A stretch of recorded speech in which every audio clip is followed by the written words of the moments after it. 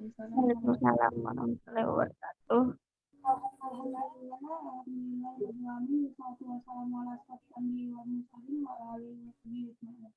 Alhamdulillah, hari ini kita bisa berkumpul kembali untuk mempelajari materi selanjutnya mengenai KPK dan SPB. Sebelum kita memulai pembelajaran, alangkahnya kita berdoa terlebih dahulu. Coba satu orang doanya paling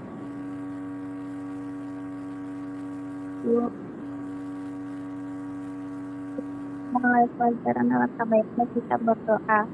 Berdoa dimulai.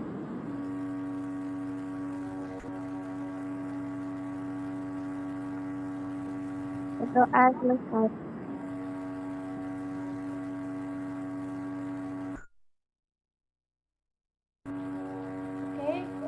Hari ini kita akan membahas mengenai KPK dan SPB, yaitu kelanjutan dari materi.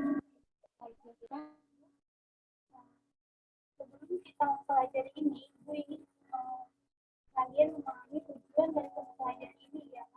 Ibu mau kalian memahami tentang KPK dan SPB, bagaimana kalian menyelesaikan materi terkait KPK dan SPB, faktorisasi klima, dan juga dapat memanfaatkan KPK dan SPB di kehidupan sehari-hari. Baiklah, kita langsung ke materi KPK.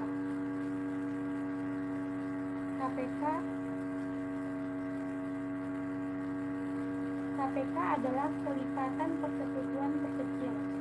Jadi itu kepanjangan dari KPK, kelipatan persekutuan terkecil yang terdiri dari dua bilangan. Jadi dia harus memiliki minimal dua bilangan, yaitu bilangan kelipatan yang mengalihkan bilangan dengan setiap bilangan asing secara beruntun terkecil yang sama dari banyaknya bilangan yang dimaksud, yaitu dua bilangan.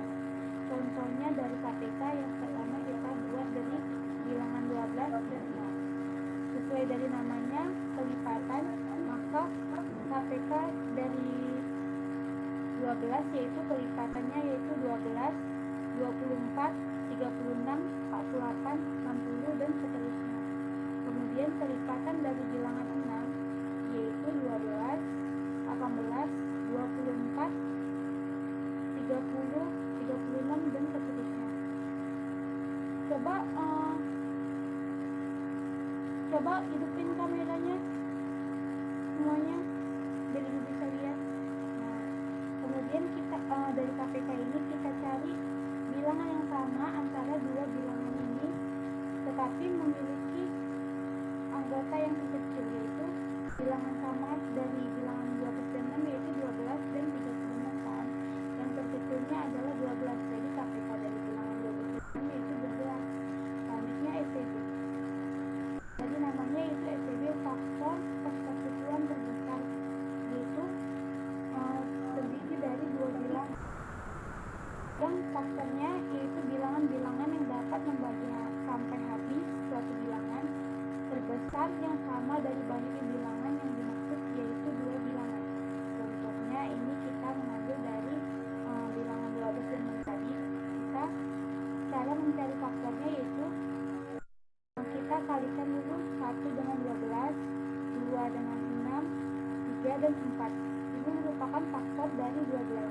Begitu juga 6, 1 dengan 6, 2 dan 3.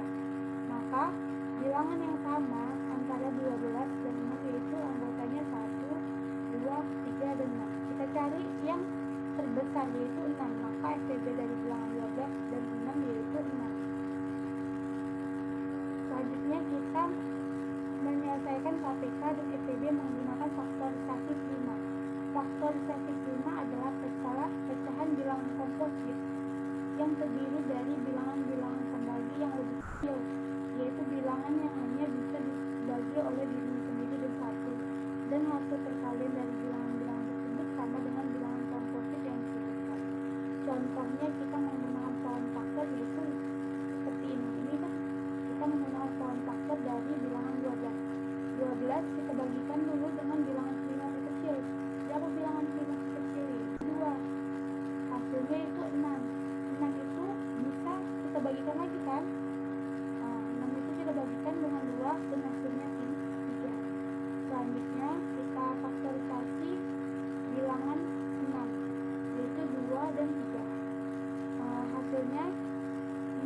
12 yaitu 2 pangkat 2 dikali 3, 6 yaitu 2 kali 3. KPK dari 12 dan 6 yaitu kita cari bilangan. Kalau KPK ini semua bilangan di sini termaksud kita kalikan nanti dalam KPK. Jadi kan ini ada dua bilangan ya, bilangan 2 sama bilangan 3. Kita cari yang pangkatnya terbesar yaitu 2 pangkat 2 dikalikan dengan 3. 2 pangkat 2 4 dikalikan 3 sama dengan 12. Kalau SPB kita cari yang memiliki anggota yang sama tapi pangkatnya terkecil yaitu 2 dikali 3 sama dengan 6. Maka sama kan hasilnya dari apa namanya, menggunakan form faktor dan tidak menggunakan form faktor tadi KPK punya 12 sama menggunakan form faktor tadi SPB punya 6. Selanjutnya proses selanjutnya kita mencari faktorisasi KPK dan SPB dari 24, 48, dan 50. 24 faktorisasinya yaitu 2 dibandingkan dengan 2 hasilnya 12, kemudian kita bandingkan 2 hasilnya 6, kita bandingkan lagi dengan 2, kemudian 48, 2, 24, 2, 12, 2, 6, dan 2, 3. Kemudian 50, 2, 25, karena 25 sudah dibagi 2 dan 3, maka kita cari angka 5 terkecilnya yaitu 5. Dibagi dengan 5 habis. Kemudian dari 3 anggota ini kita cari KPK dan SPB-nya. 24 kan anggotanya 2 pangkat 3 dikali 3. 48 anggotanya 2 pangkat 4 dikali 3. 50 anggotanya 2 kali 5 pangkat 2. Maka KPK-nya ini semua anggota ini kita masukkan ke dalamnya. Tapi apabila memiliki bilangan yang sama kita cari pangkat terbesarnya yaitu 2 pangkat 4 dikalikan dengan 3 dikalikan dengan 5 pangkat 2 hasilnya 1200. Kalau SPB-nya kita cari yang memiliki anggota yang sama aja. Anggota yang sama apa? 2. Maka kita cari yang anggota terkecil yaitu 2. Jadi SPB dari bilangan 24, 48, dan 50 2. Oke, setelah Ibu menjelaskan tentang KPK dan SPB, apakah ada yang ingin bertanya? Apakah semua memahami apa yang kita jelaskan? Ya, Bu. Paham, Bu. Oke, karena ini Ibu ingin mengajukan tugas di LKS kita. Nomor 1, tentukan KPK dan SPB dari bilangan 28 dan 42. Ibu kasih waktu 15 menit dikumpul di WhatsApp kita. Kemudian satu orang menjelaskan tentang soal yang Ibu berikan di sini. Ibu kasih waktu 15 menit untuk menyelesaikannya.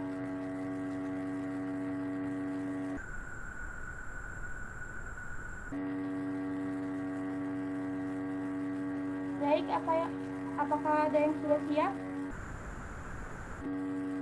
Udah, Bu. Coba jelaskan Susi. Gimana? Jawabannya berapa?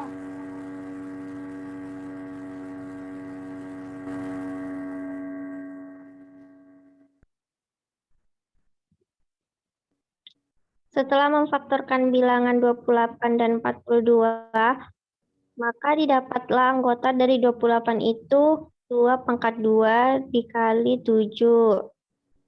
Sedangkan 42 terdiri dari 2 dikali 3 dikali 7.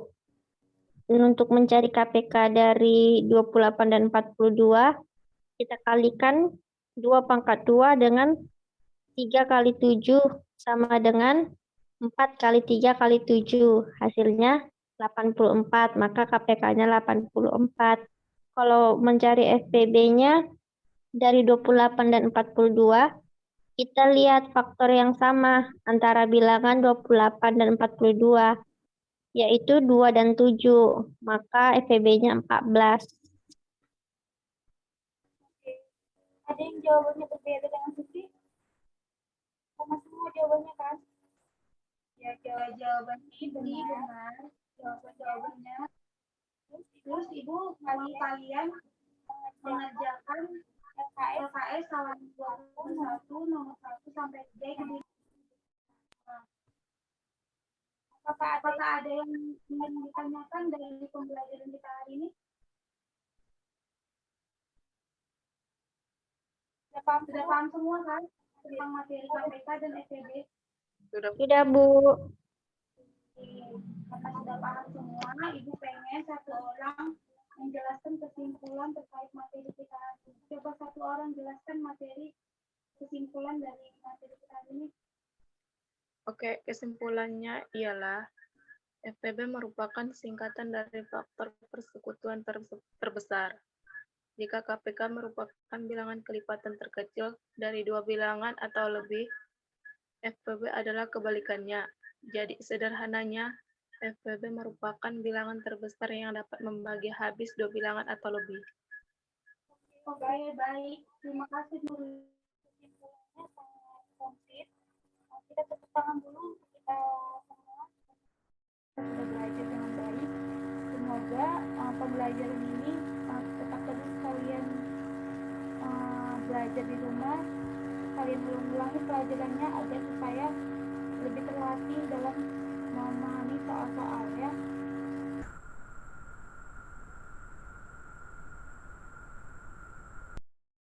Oke, sebelum kita tutup pembelajaran hari ini, alangkah lebih baiknya kita berdoa terlebih dahulu agar pembelajaran yang kita dapatkan hari ini bisa kita serap ilmunya dan kita manfaatkan.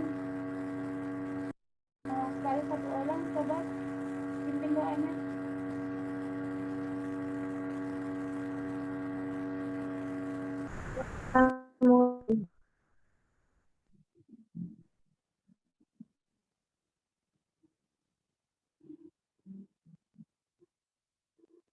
Berdoa selesai.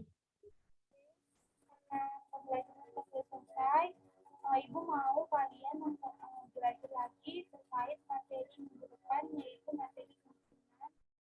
Bagian semester kosong, pelajari lagi, baca-baca bukunya, dan jangan lupa kerjakan tugasnya di LKS halaman 21 nomor 1 dan 3.